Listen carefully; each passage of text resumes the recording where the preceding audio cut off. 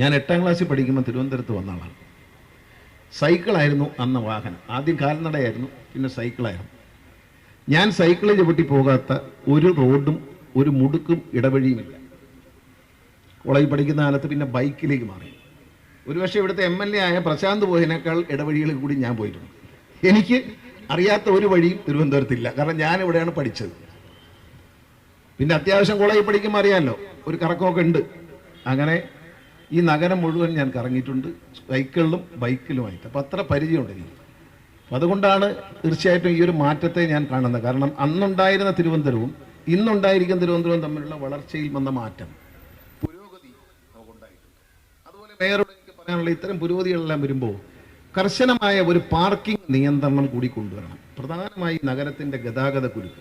നമുക്ക് സെക്രട്ടറിയേറ്റിൻ്റെ മുമ്പിൽ വരുന്ന സമരങ്ങളെ നമുക്ക് ഒഴിവാക്കാൻ ഒക്കത്തില്ല, എന്ന് സമരമായിട്ട് അതിൻ്റെ കുരുക്കുണ്ട്. പക്ഷേ പാർക്കിങ്ങിൽ ചില അടയാളപ്പെടുത്തലുകളും പാർക്കിങ്ങുകളിൽ ചില പണം പിരിക്കണമെന്ന് ഞാൻ പറയുന്നില്ല, പാർക്ക് ചെയ്യാനുള്ള ചില സ്ലോട്ടുകൾ മാർക്ക് ചെയ്യാൻ കോർപ്പറേഷൻ റോഡുകളിൽ തയ്യാറാണ്. അതനുസരിച്ച് പോലീസും മോട്ടോർ വാഹന വകുപ്പും ആളുകളെ കൊണ്ട് കൃത്യമായി പാർക്ക് ചെയ്യും. ആ പറയുന്ന മാർക്കിങ്ങിനുള്ളിൽ അല്ലാതെ പാർക്ക് ചെയ്ത് കഴിഞ്ഞാൽ ഫൈൻ അടിക്കുന്ന ഒരു സംവിധാനം. പാർക്കിങ്ങിന് വാടകയൊന്നും വേണ്ട, പക്ഷേ പാർക്കിങ്ങിന് ബോക്സ് വരച്ചിട്ട് ആ ബോക്സിന് ഇപ്പുറത്ത് അല്ലെങ്കിൽ ലൈനിന് ഇപ്പുറത്തേക്ക് പാർക്ക് ചെയ്താൽ ഫൈൻ അടിച്ചാൽ അത് നിങ്ങൾക്കൊരു വരുമാനമായിരിക്കും കോർപ്പറേഷനെ സംബന്ധിച്ച്. അത് ഞാൻ തെറ്റ് ചെയ്യുന്നവർ മാത്രം ഫൈൻ അടിച്ചാൽ മതിയല്ലോ. നന്നായിട്ട് പാർക്ക് ചെയ്തേക്കുന്നവർക്ക് ഫൈൻ അടിക്കേണ്ട, പാർക്കിങ്ങിന് ഫീസും ഈടാക്കേണ്ട. അതൊക്കെ ഭാവിയിൽ ഉണ്ടാവും, കാരണം എല്ലാ രാജ്യത്തും ഉണ്ട്. പക്ഷേ ഇന്ന് ഈ നഗരത്തിൽ പലപ്പോഴും ഒരു കാറും 2 കാർ പാർക്ക് ചെയ്യാനുള്ള സ്ഥലത്ത് ഒരു മോട്ടോർ സൈക്കിൾ പാർക്ക് ചെയ്യും.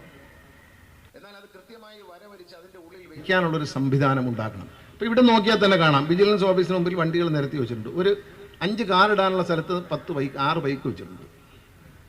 ഇത് നമ്മൾ കാണുന്നതാണ്. ഇതൊക്കെ ഈ പരിഷ്കാരത്തിൻ്റെ ഭാഗമായി ബഹുമാനപ്പെട്ട മന്ത്രി പറഞ്ഞതുപോലെ സമ്പൂർണ്ണമായി 300 മെഗാവാട്ട് വൈദ്യുതി ഇപ്പോൾ തന്നെ ഉത്പാദിപ്പിക്കുന്നു എന്ന് പറയുന്ന ഒരു ചെറിയ കാര്യമായി കാണണ്ട, വലിയ കാര്യം തന്നെയാണ്, വലിയ നേട്ടമാണ്. ഇപ്പോൾ പറഞ്ഞു അംഗൻവാടികൾ, സ്കൂളുകൾ, അതിൻ്റെ എല്ലാം പുറത്ത് പിന്നെ സർക്കാർ ഓഫീസുകൾ. അതിൽ ഏറ്റവും നല്ലൊരു സ്ഥലം ബഹുമാനപ്പെട്ട മന്ത്രി പറയേണ്ടത് നിയമസഭാ മന്ദിരത്തിൻ്റെ മുകളിലാണ്. നിയമസഭാ മന്ദിരത്തിൻ്റെ മാത്രം മുകളിൽ വെച്ചാൽ കോടാനുകോടി.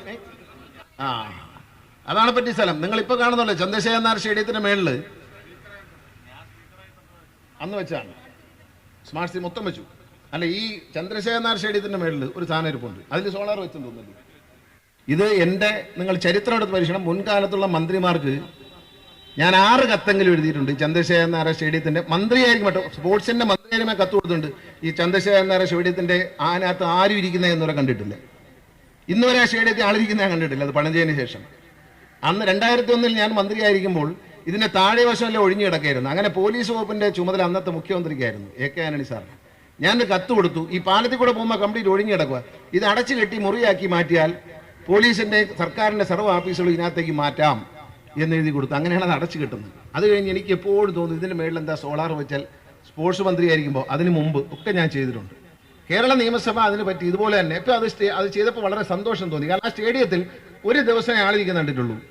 ആദ്യമായി മലയാള സിനിമയിലെ നടീനടന്മാരുടെ സംഘടനയായ അമ്മ ഒരു ഷോ നടത്തിയ ഒരു ദിവസമുണ്ട്. അത് ഈ ഗ്രൗണ്ട് നിറഞ്ഞിട്ട് ആ സ്റ്റേഡിയത്തിൽ ഗാലറിയിൽ ആളിരിക്കുന്ന ഞാൻ അന്നേ കണ്ടിട്ടുള്ളൂ ഒരു ദിവസം. അതിന് മുമ്പ് സന്തോഷ് ട്രോഫിക്ക് ഒരു ഗാലറി പൊളിഞ്ഞു വീണപ്പോഴാണ് ഈ ഗാലറി ഉണ്ടാക്കാനുള്ള കാരണം. അന്ന് 1-2 പേര് മരിച്ചു വന്നു, എൻ്റെ ഓർമ്മ ശരിയാണെങ്കിൽ. 4 പേര് മരിച്ചു വന്നു. അതേ തുടർന്നാണ് ഈ സ്റ്റേഡിയം പണിയാൻ തീരുമാനിച്ചത്.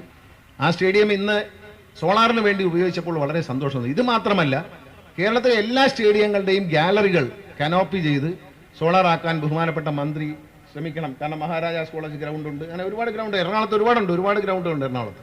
അതെല്ലാം ഉപയോഗപ്പെടുത്തണം.